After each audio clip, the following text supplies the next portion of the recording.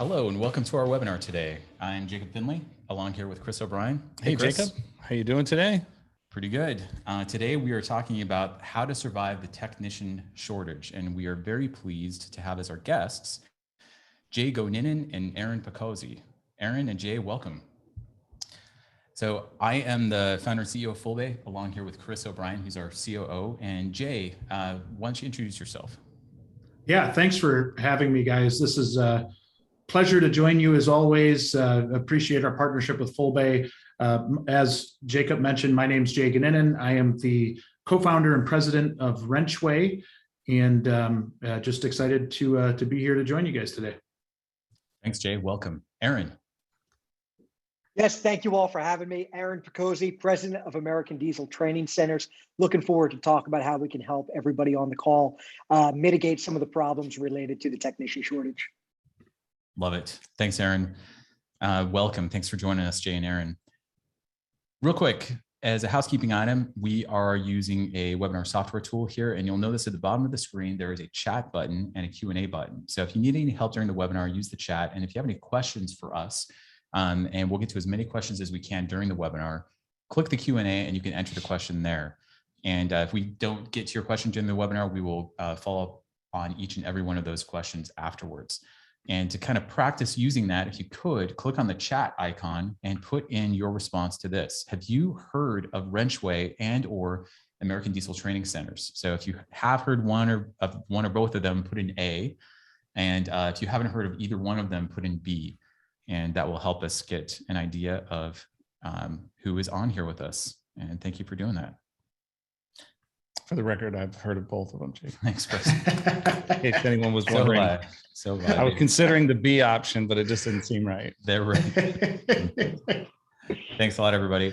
Now, a quick disclaimer before we go into a panel discussion on what I think is a extremely relevant topic. So the information in here is general in nature. If you need specific legal, tax, accounting advice, please consult your professional in those areas. So let's kick this off because I think we have a lot to talk about that's going to be very useful for the attendees. So I'm going to stop sharing and we're going to go full screen here with our videos. And here we go. Now, to kind of kick this off, Jay, why don't you tell us, why is there a technician shortage in the industry? Where is this coming from? I think it's a whole bunch of reasons, right? There's one, I think just the physical presence. There's not enough people going into the industry. But then on the other side of that, I think there's a big problem with people leaving the industry. And actually, I just had a really nice conversation with a tech this morning that is considering leaving the industry and actively trying to leave the industry because of kind of a perceived slight of how the industry has treated him at multiple stops along the way. And so I think there's some level of trust that we need to build up with the technicians, actually have good places for the technicians to work. And so that we can work with Aaron's team and try to get more people into the industry as a whole. I just think there's a variety of different kind of contributing factors that have led us to where we're at today. And this isn't something new, right? I had founded the company Find a Wrench as well. And we named it Find a Wrench because my dad complained about not being able to find techs when I was a kid. So it's not something that is new. It's just that we've put it on the back burner for so long that now everybody's feeling the impact and the pain. And I think that's why we're having this conversation today. Makes sense, Jay. Aaron, what's your take? I agree with a lot of what Jay is saying. I think that we have an aging workforce that's exiting the industry just based on their tenure. We also have had a massive input problem over the last 10 to 15 years. I'm of the millennial generation, unfortunately, where I'm often defending it. But what we've seen is everybody my age was forced to go into a 4-year college. That was the pathway, and that's not necessarily the right pathway for everyone. So I really believe that it's as much of an attrition problem of people leaving the industry as it is an input problem of individuals who can find their way in. There's not really a clear pathway. What are the rough numbers that we're looking at in terms of people exiting the industry and coming in and what the industry needs? There's a Penske white paper that kind of breaks down what they're looking at. They published that a few years ago. And what we're looking at, don't quote me on it, but I think it's about like 50,000 individuals are leaving the industry every year. If you look today, right now, on Indeed, which we believe is roughly about 1/3 of what represents the need in America. There are roughly 40,000 diesel mechanic jobs in the US right now that are posted on Indeed. So there's just a massive, massive opportunity for folks who want to become diesel mechanics or pivot to a different position within the industry. So the current needs, and you say this is about one third of the actuals, 40,000, so times 3, so about 120,000 open positions at this time. We believe so. And those are just kind of a snapshot of what exists right now. That's not to count for individuals who are leaving the industry, expansion and mergers. So it's really just a rough number. So, okay. And then you mentioned, and by the way, Jay, does that sound about right to you? Yeah, it does. And I think it is such an alarming stat. I see somebody in the chat saying, did I hear that correctly? If you go out and listen to the technician population, you're hearing it in their voices. You're hearing it directly from them. And it is something where I think we need to look in the mirror as an industry and say, okay, we got a problem, right? Like, so how do we fix this thing? And it's spot on. And it is really, really challenging. Jay, you mentioned that part of so this individual that you're talking about, that's thinking of leaving the industry, there's this perception problem, right? And a lot of it is around this notion that kids in high school, you know, who are the people who are eventually going to be entering the workforce the soonest, are told that you got to go get a 4-year degree. And it's kind of couched in terms of, you know, if you look at your lifetime income, you're going to make X number of dollars more because you have a 4-year degree. Therefore, go to 4-year school, take on a bunch of student debt potentially, that it's all worth it, right? There's massive messaging around that. Well, obviously, yeah, go ahead, Jay. Yeah, no, I agree. And I think there's some level of, in some of the research we've done and some of the talking we've done with schools, there is incentive for a high school to send their kids to a 4-year school, right? And a lot of times it's a financial incentive in terms of a grant to the school, or, you know, I think when we look at that side of it and really how we're attracting people in, that's a huge barrier. And not only a huge barrier from the standpoint of the students, but the parents and the guidance counselors and the educators in general, and from peer pressure alone as well, right? So when somebody goes to a trade school, it might not be as sexy as going to a 4-year school, but when you look at the math, and I love that you brought up the math part of it, Jacob, because I think that's really important. If you look at the ROI on an education, I think entering our industry right now is extremely lucrative. And I think there are some things that we can tweak to make it more of an accurate reflection when we go into schools, to make sure that what we're selling is actually what is happening in the shops. And I think that's where there's a big disconnect, and where we need to make sure that what we have for offerings is truly what we're selling when we go into the schools, right? And we can't just say everything's rosy and everything's great when we know in reality it's not. So being able to kind of sit down as an industry, look ourselves in the mirror and say, okay, where are some opportunities to make this more attractive, so that when we sell it up front and we put them in shops, that it really is a good opportunity. So you know, I know that's kind of an extension of your question, but I think it's important to note that you know, we have to get on the same page with all of those people, or get everybody on the same page, and hopefully we can start to alleviate some of these headaches. Yeah, it's kind of interesting. You know, when I went to high school, I mean, it's back in the 80s, I learned how to weld. I went to driver school. I learned how to weld. I learned how to change oil. We had projects. We'd take our cars there, and you know, people would do different side jobs, not for pay, but like you could pull your motor out and have the teacher help you rebuild it, or, you know, put a new intake on. It got me into automotive. I started to realize at an early age, you know, 9th grade, 10th grade, like, heck, I don't want to flip burgers like my brother. I want to do this. This is cool. This is fun. And it seems like that's where it has to, we almost have to get it back into the early ages like that, and make it an option, and make it something that's cool. Because there's a lot of kids building some custom street rods, even to this day, that it's just, there's no outlet for it. You got to do it.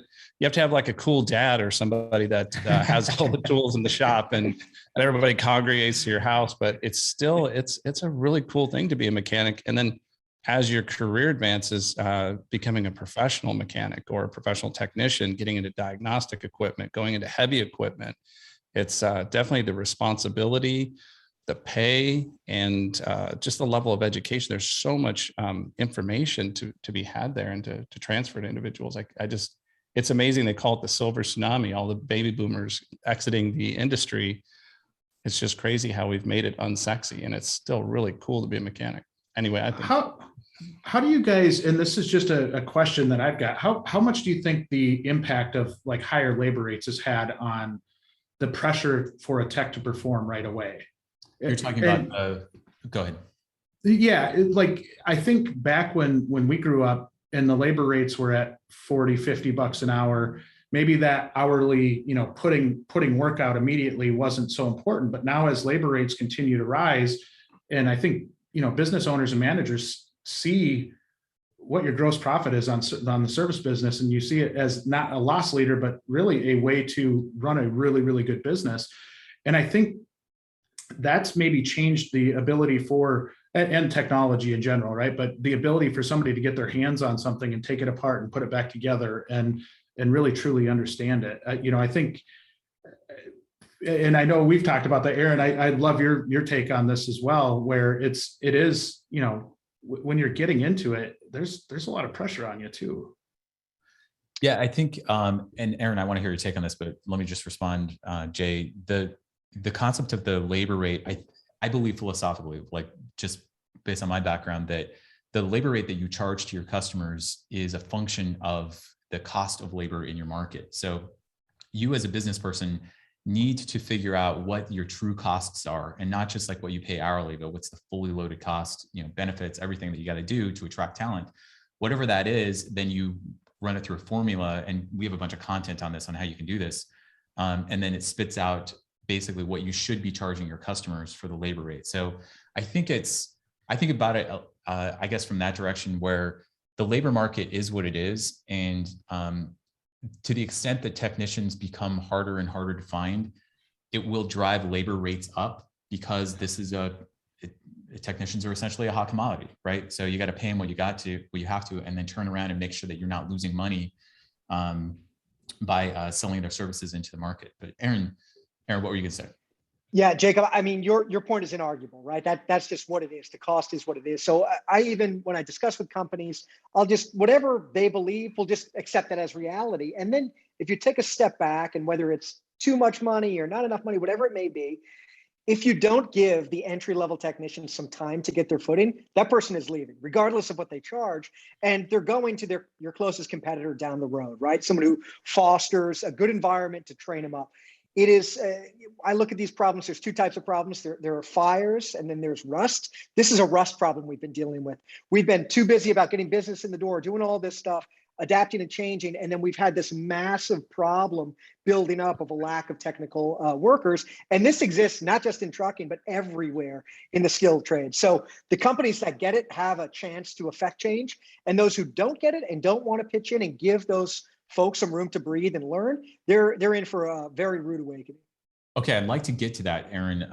There's a question that I want to get to. Basically, what can fleets and shops do to retain technicians, and once they do find them? You mentioned what I'd like to talk about are some pragmatic things that shops can do today to find more technicians or develop the talent. Aaron, maybe you can take this one. You guys have found a lot of success with your in-service training and so forth, and sourcing technicians.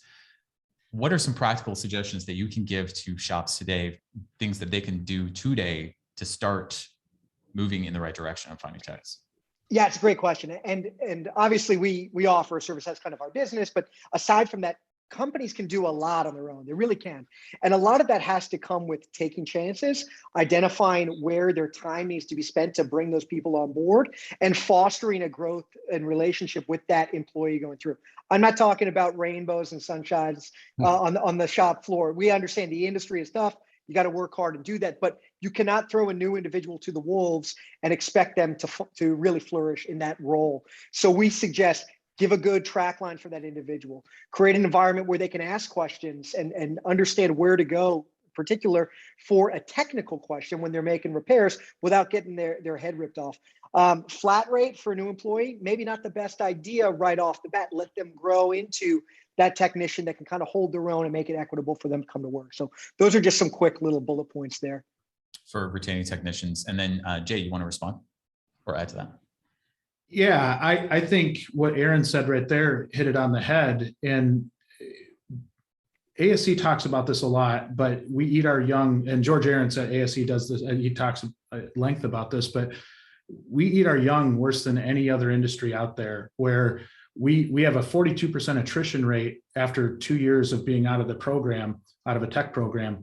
And some of the expectations we have immediately, and this I think is part of the big problem and some of the onboarding issues that we have, even from the first day to bringing them on to cater to their style and what their ability is, we expect results right away, right? And I think if you look at any other, and I saw a comment out there about, other trades having apprenticeship programs, and I think that's something where we've got to get more patience in the onboarding process. And that 42 or 41% rate that ASC puts out for attrition within the first couple of years is really alarming. That means we're bringing people in, but we're not keeping them, and we're not keeping them for very long at all. And so, if you're doing a good job and being patient in your hiring process, making sure you're hiring the right person with the right attitude, the right aptitude, all of that stuff, and then you're getting them in the door and doing a proper onboarding, making sure that they are comfortable with the environment that they're in, and then really listening to them along the way. People progress at different rates. And I think this is something I say in a lot of the content that we do, but we're really guilty as an industry is putting all technicians in this one bucket and saying that, this is the demographic of every technician, when in reality, they're individuals, right? They're just like you and I, and being able to sit down and listen and hear what they have to say. They might have an idea to make the shop run better. Or if you're trying to implement an apprenticeship program, maybe hearing from technicians that have been through it to understand what they need and really what they see in young people. And if you get maybe some of your veterans in the shop to be able to buy into that, like, hey, we need help. We know we need help. What can we do to better raise these people within our shops to have a better opportunity at keeping them, I think is just so highly underrated. I think that's something that we really have to start taking seriously. So I want to talk about pragmatic things that people can do to find new technicians, but I like this topic. So what are things that shops do, basic things that drive new technicians away? For me, oh, sorry. Do you want me to take that one? Yeah. You take this one, yeah. The number one thing, and I know we hear it in content and books all over the place, people don't leave a business, they leave the manager, right? And like, that's such an important piece. And a lot of times that manager didn't really have management training. They were probably, in a lot of cases, the number one tech in the shop, or had, there was no real thinking behind it other than like, oh, that manager's out, we're going to pick out this next one from the shop. And here you go. Here's a completely different job. Good luck. Without giving them any training, without giving them any guidance on how to lead.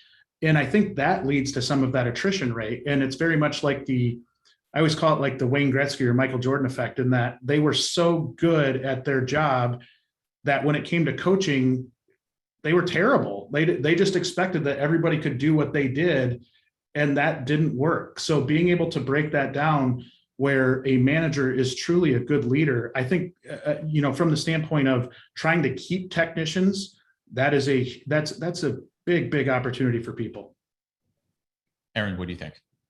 Yeah, I agree with all of that. And from our perspective and running a technical school, I think it's really important to be transparent of the skill level of an individual graduating, both for the student and for the hiring company. You can sit in a classroom for as many years as you'd like.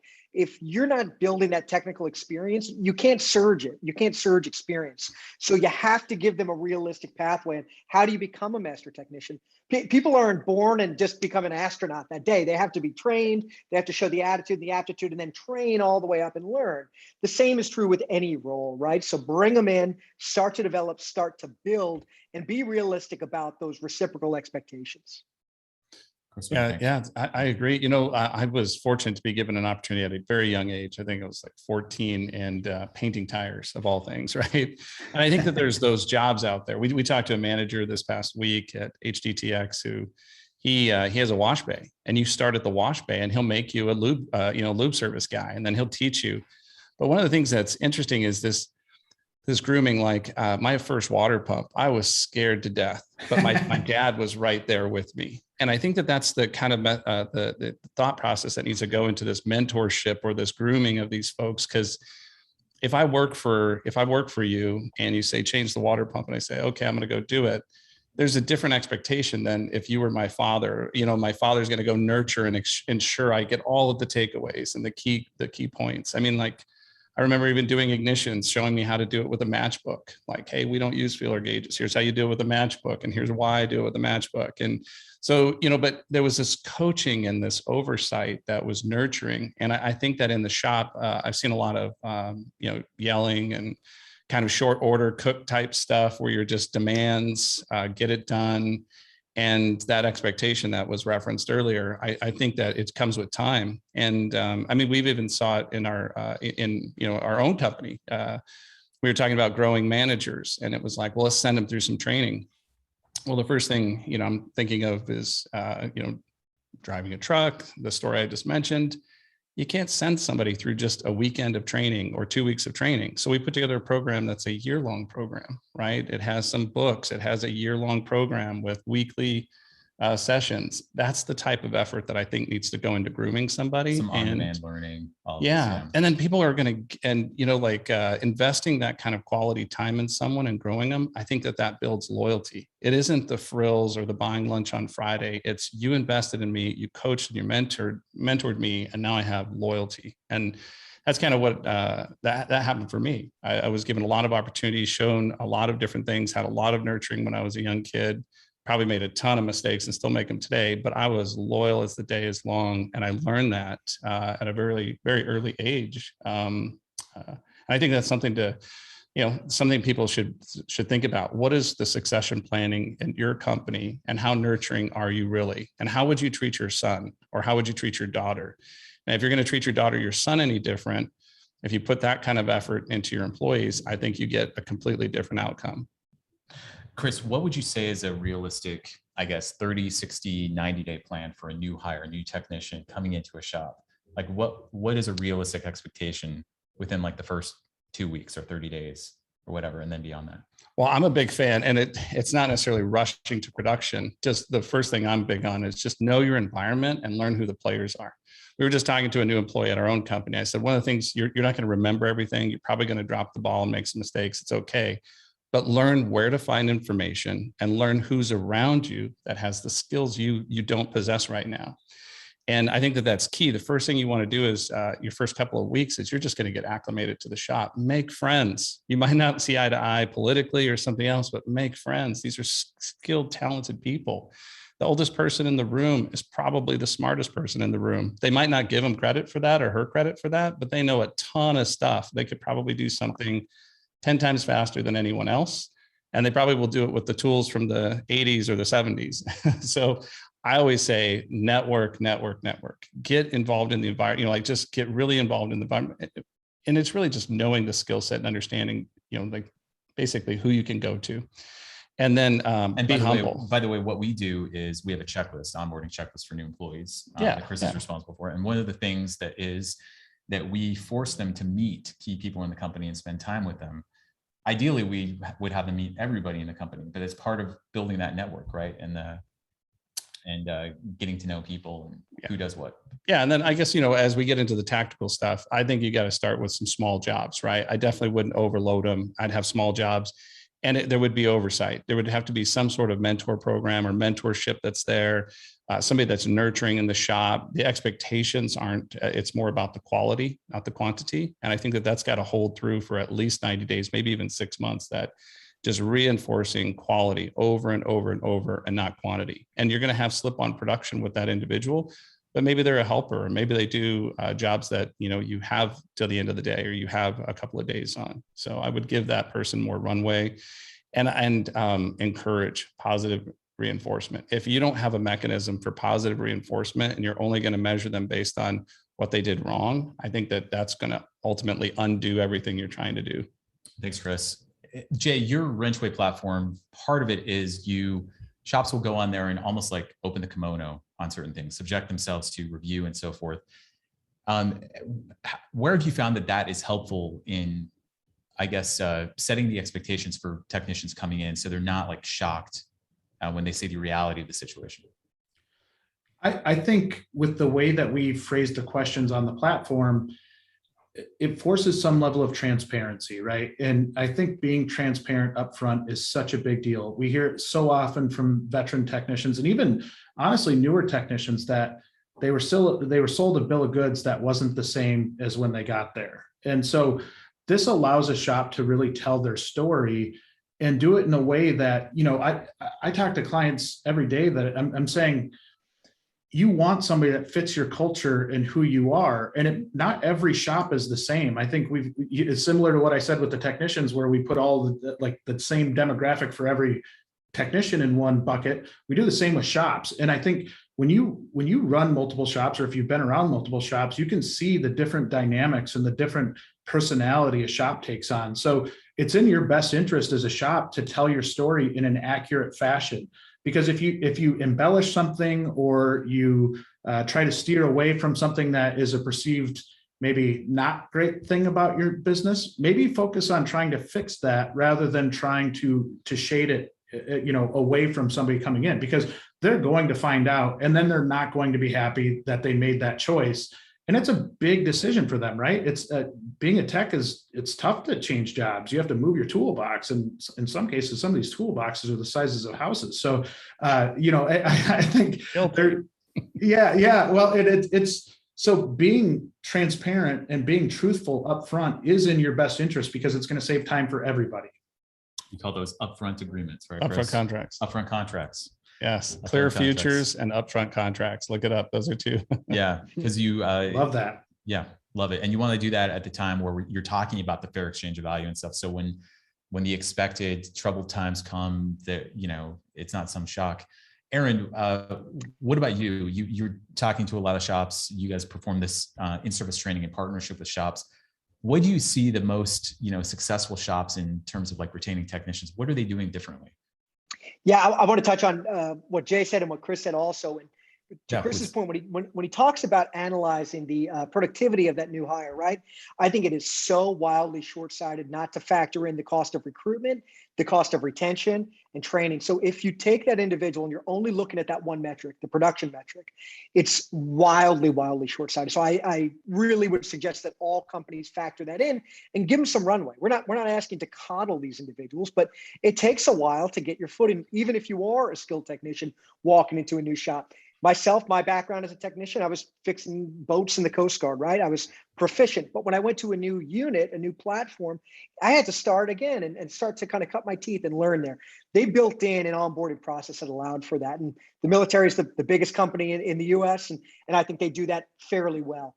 And then to Jay's point, what he touched on, I think everything is spot on. When it comes to that kind of retention and that transparency, it is another very short-sighted thing to do if you start to masquerade as a different kind of shop. Whatever shop you are, unless it's real toxic, someone's going to like it. So get out there. Maybe you're this grinding shop who really gets out there and they're fixing all different stuff and they're working hard and they're playing hard. People like that. And some people like that surgically clean type shop where they do that. Someone's going to like that too. Find the hat that fits.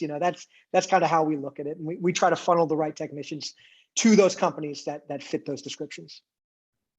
Makes sense. And then the good shops, what do you see these good shops doing differently? The ones that retain the best?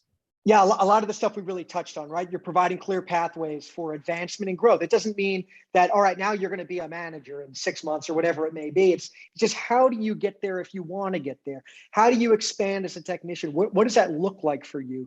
You want to provide stability. We understand things change, that you may need to have a different shift and do that, but you have to compensate those individuals appropriately. And I don't mean necessarily financial compensation. What is important to them? Is it being able to go pick up their kids and get them off the bus? All of these things, you need to be flexible and do that.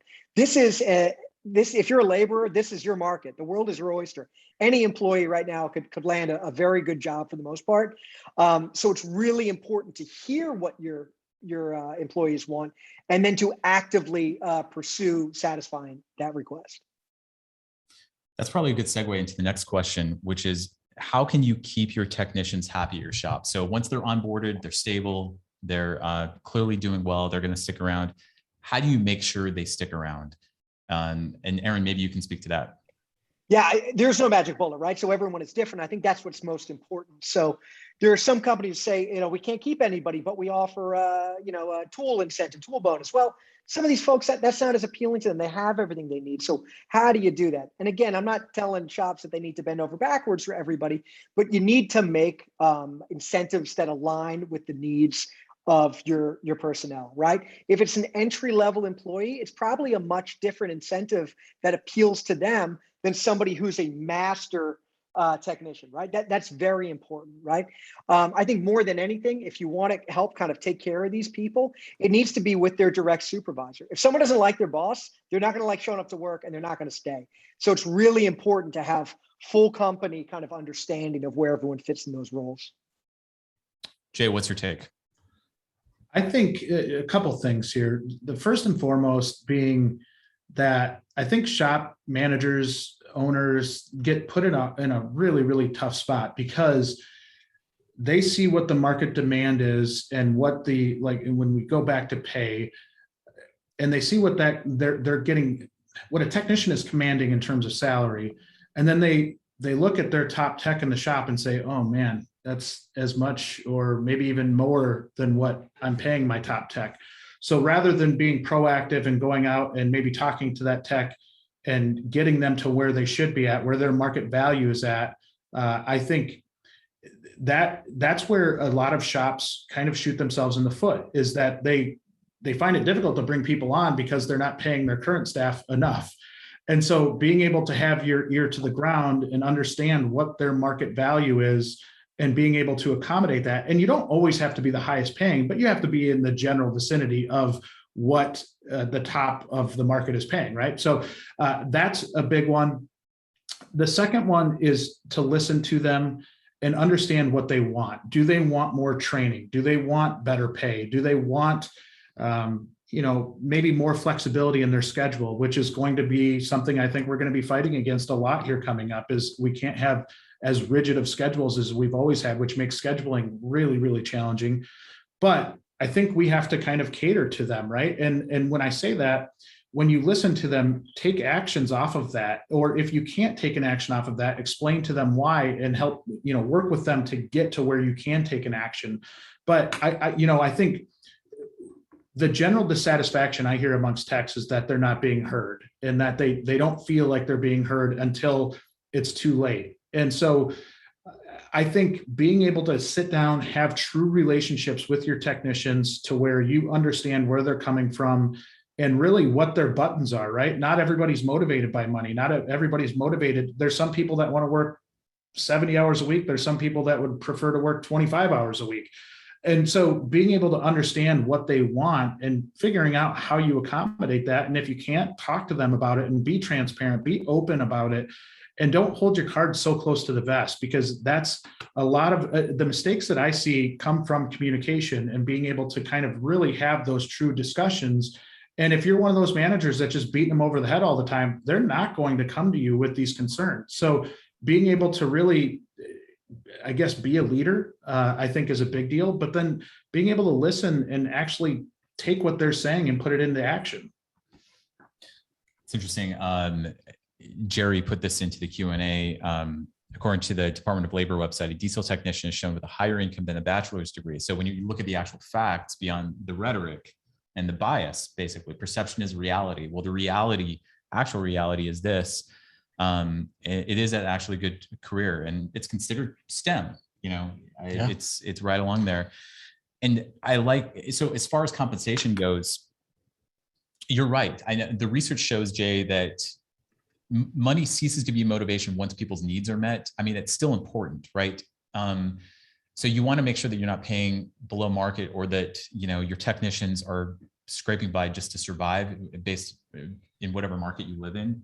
So that's important. And understand, I'll just put in the pitch, like if you have to pay your technicians more for retention, increase your labor rates, because you're not the only one in this situation in your market, and the market will be able to absorb that increase. There's plenty of work out there too. Chris. Yeah, one of the things I saw with the municipality, my brother works for a municipality, and they have a very clear succession plan. You get this certification and this credential. Not only will we pay for it, but you get $1 per hour. You get, your CDL, and you can drive this truck. Then we'll give you $2 an hour. I think that that's something to consider, is as you're building a tech from, just fresh out of school, providing portable education that they could take with them. So it's a two-way street, right? They need to win and you need to win. So they, providing that education, paying for it, and then compensating along the way, so you don't get those situations where, Jay referenced. And I think the days of these 25-cent raises and 50-cent raises are gone. If you're thinking like that, pre-COVID, just 5 years ago, that stuff has been gone for a while. So if you're doing that, then what's happening is more than likely your technician's getting recruited by somebody else, or they just see a splash from somewhere, or they go to an event or a party, and they hear that there's these, the last 5 years, there's been $1 increase every year or something like that. And they're like, well, wait a minute, I'm a master tech or I'm a senior tech. And I think that's very problematic. And it's okay to give somebody a $4 an hour raise or a $5 an hour raise if you've just missed it. Maybe you just missed it, and it is what it is. But the longer you wait to true that up or reconcile, you're a candidate for getting picked off, and you're going to have problems like what was just referenced. You'll go to try to hire somebody, and you'll have an issue with the entry level wage being off compared to what the earned wage should be. I just want to say something, just from a high level macro perspective. If you got into the industry maybe 30 years ago, you were dealing basically in Toyotas, right? So diesel technicians were much easier to find. The good ones were great, but it wasn't necessarily the very difficult to find situation that we have today. Well, now you're in the luxury car business, basically, right? These techs are hard to find, they're expensive, but the margins can be just as good or better today.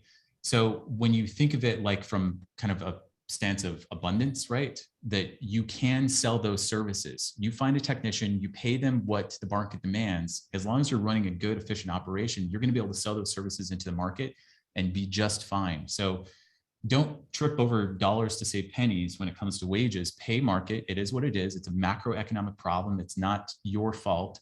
And just recognize that the commodity that you're dealing in is frankly not even a commodity anymore. It's hard to find.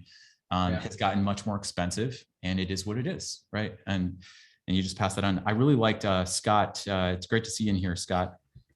Put in the chat, two managers are talking. One says to the other, training is expensive. What if we train them and then they quit?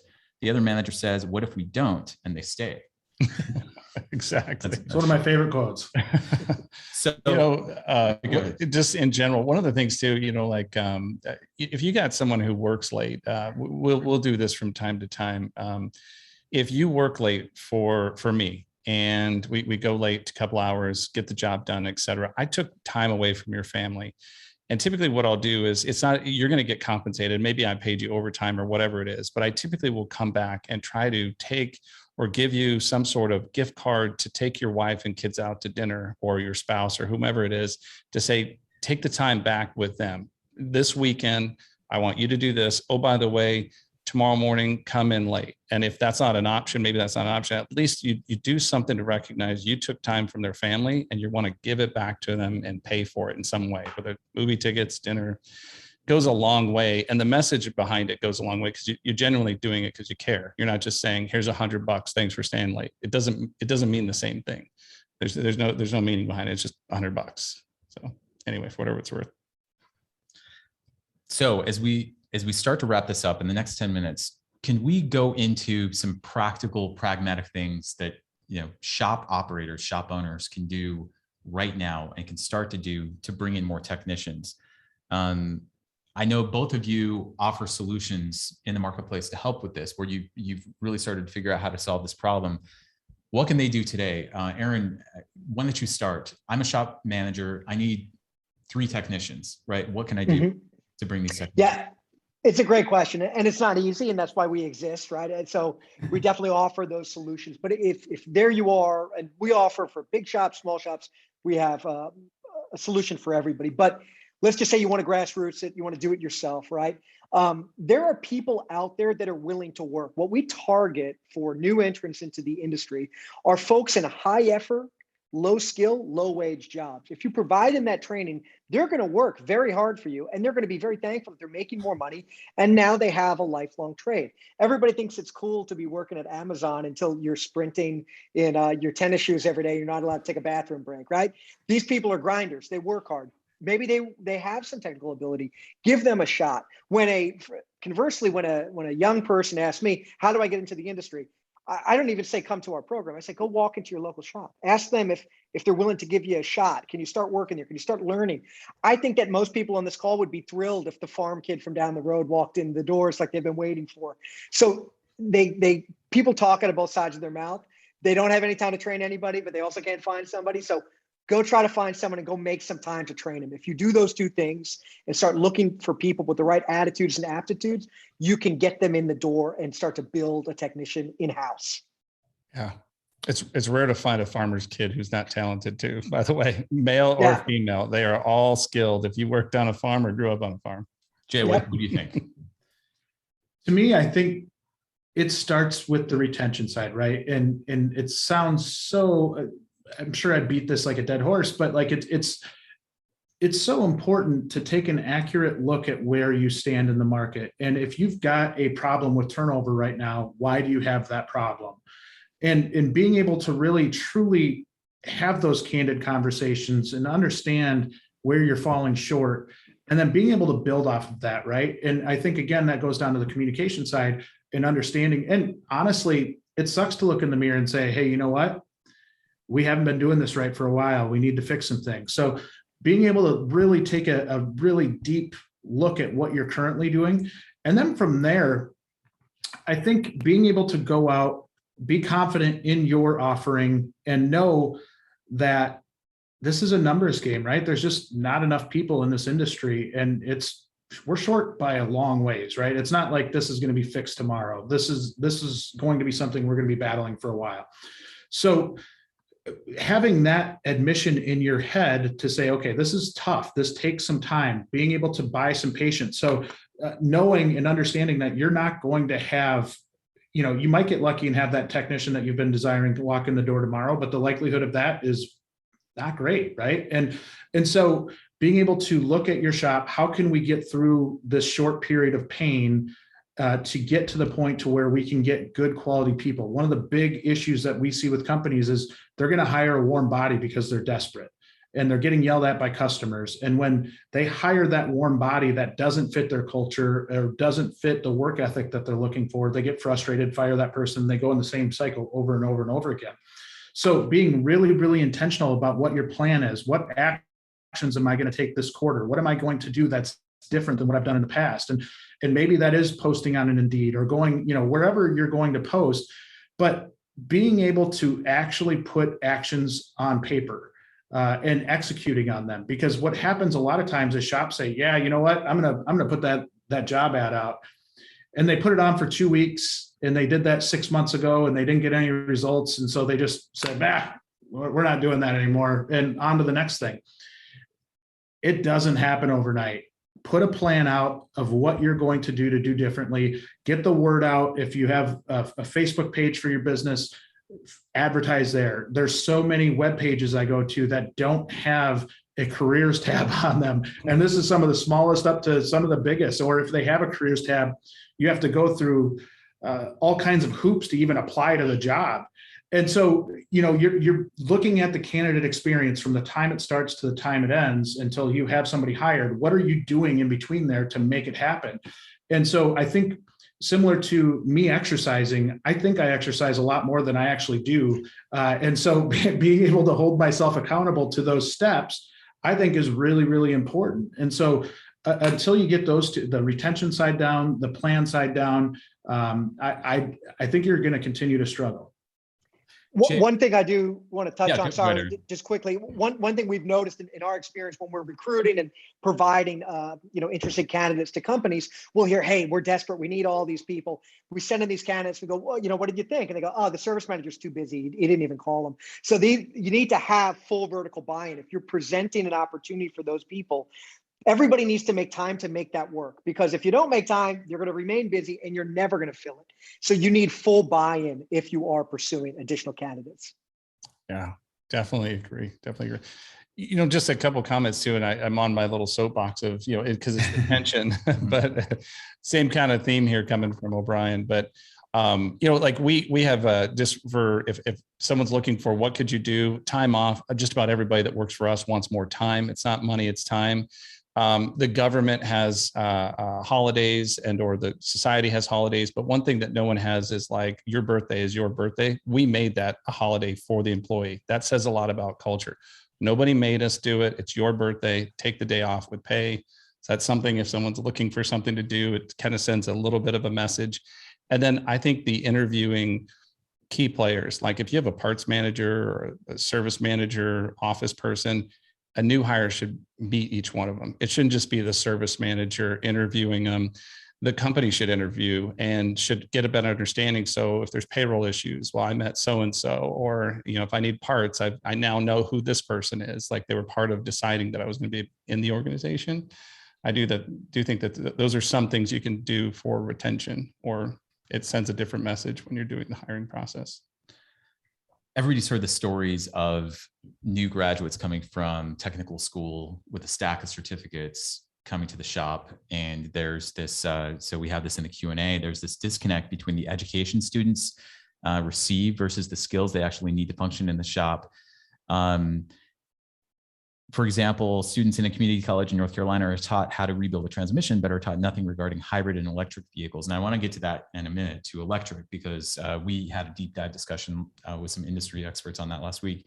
But talk to us about the disconnect. It's the reality, right? So how do shops bridge that and make sure that, they can still put these young technicians to use? Aaron? Yeah, so that's speaking our language. That's really what we built our company off of. And what we found is that a lot of folks coming out of these technical schools come out with their mountain of student loan debt, and they're ready to get working on some sort of NASCAR team. And they realize they're an entry-level technician who's never turned a wrench in a real scenario. So they need to start from the bottom. So that goes back to creating those realistic expectations. So with that, we've really augmented our curriculum, not to teach that, because I don't really know many shops that are going to let a new hire who's never spent a day in a shop start working on engine overhauls and transmission rebuilds. It's very unrealistic, right? So you're doing a disservice to both the company and to the students. So we really try to paint that picture. Okay. Jay, what do you see on your end? I see, I think it's easy to say, get on an advisory board and talk about curriculum and be, active within the school, but actually doing that, right? And so I think a lot of times I talk to a lot of tech school instructors that get extremely frustrated when it comes close to graduation time and all of a sudden their phone starts ringing off the hook and it's shop saying, we want your best student. And the tech school is like, where have you been at? Like we needed help getting people into this program, or we needed help with, some type of training aid, or even just having, if you have an expert at EVs to come in and talk to our class about that, because there's limitations on what these educators can learn as well. But being able to be there and kind of be a shoulder to lean on when you need something, right? I think and I think we were trained this way for a long time, is okay, just go to the tech school, get that next person.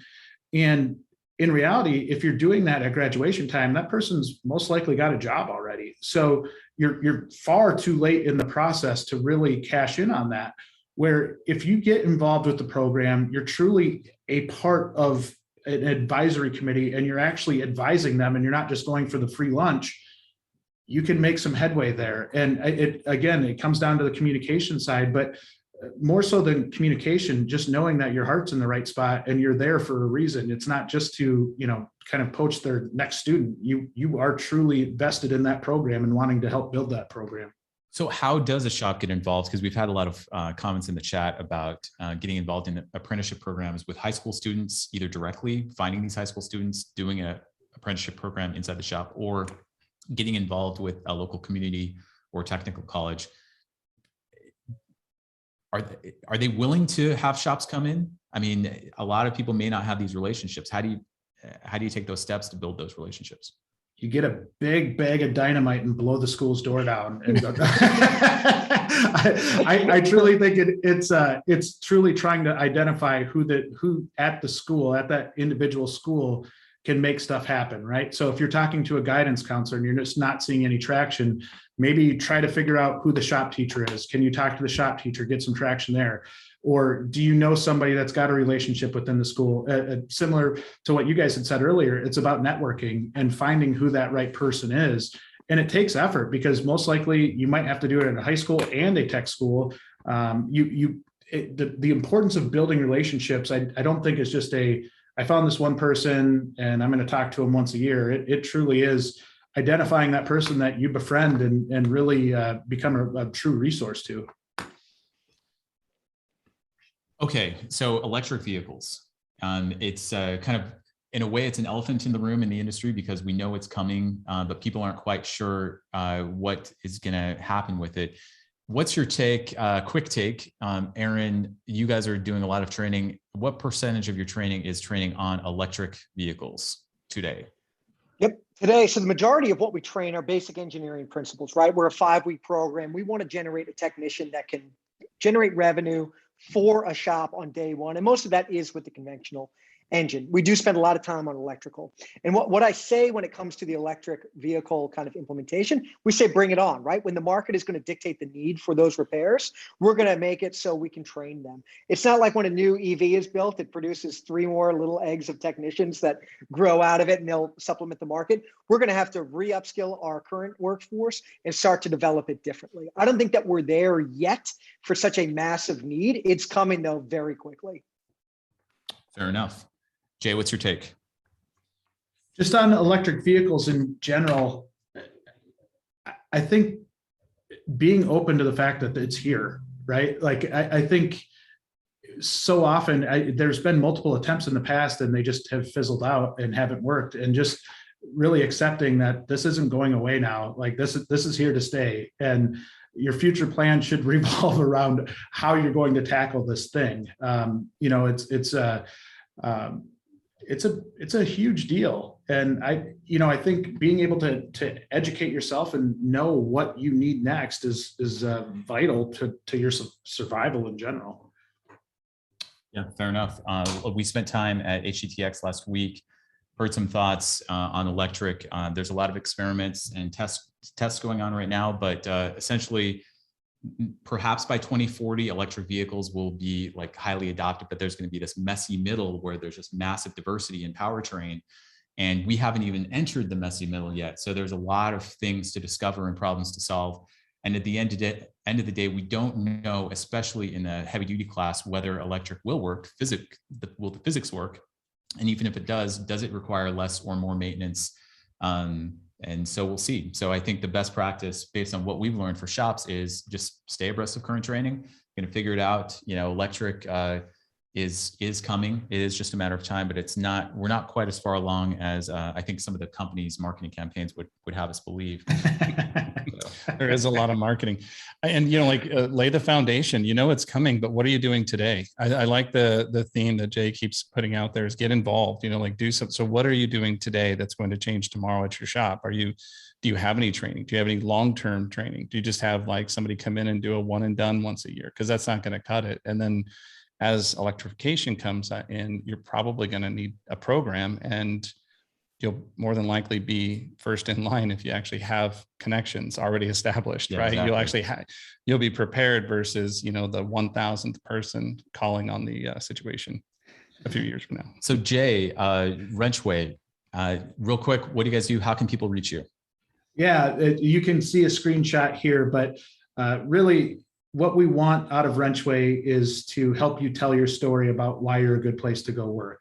And basically we do that by transparency. We do that by video, getting to know who works in the shop.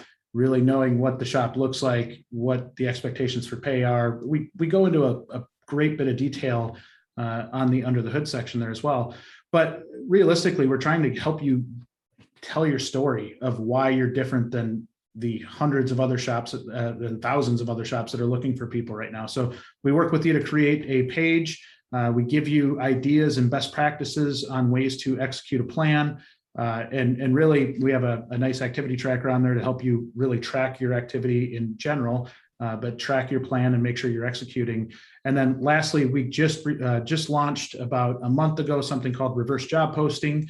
Essentially on the WrenchWay app, technicians can fill out a blind profile, so it doesn't give away their name or where they work, but it talks about their experience, their education, their certifications, and what they want in an employer. And the shops that are on our Top Shops program get notified that there's a technician in their area looking and can reach out to them and try to start a conversation with them.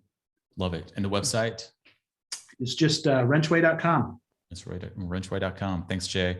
And Thank Aaron, you. Tell us Yep. about yourself and how we can reach you. Sure. Yeah. American Diesel Training Centers, AmericanDieselTraining.com is our website. Pretty active on LinkedIn, all of that stuff. You can find us pretty easily. I'm the only Aaron Picozzi in existence, I think. So fairly simple to track me down.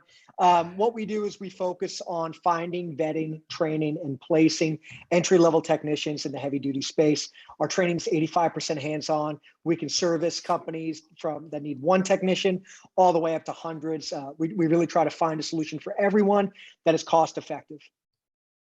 Love it. Thank you, Aaron. And then, of course, we're with Fullbay. We are heavy-duty repair shop software built for fleet repair, for fleet maintenance, preventive maintenance tracking, end-to-end shop management. So it's cloud-based, and to the extent that you find technicians, you want to keep them turning wrenches as much as possible and increase efficiency in the shop. So we built our platform to do just that. And really appreciate everyone's attention on here. And we're just going to launch a quick polling question to see if you are interested in getting a demo of Fullbay. You can just respond here and we'll reach out to you. But Aaron and Jay, thank you so much for your time and for participating in our panel today. It's been a great discussion, and I think we should cover this again. And just wanted to give a quick plug for a charity that we are supporting this month. It's called the Tech Force Foundation. So every sign up in August, we make a donation to the Tech Force Foundation, and that's a good cause, helping at a macro level to create demand and awareness of the needs of the industry in bringing technicians in. So thanks a lot, Jay and Aaron, and appreciate your time, and we'll talk soon. Thanks, everybody. Thank you, guys. Appreciate Thank you. it. Thanks.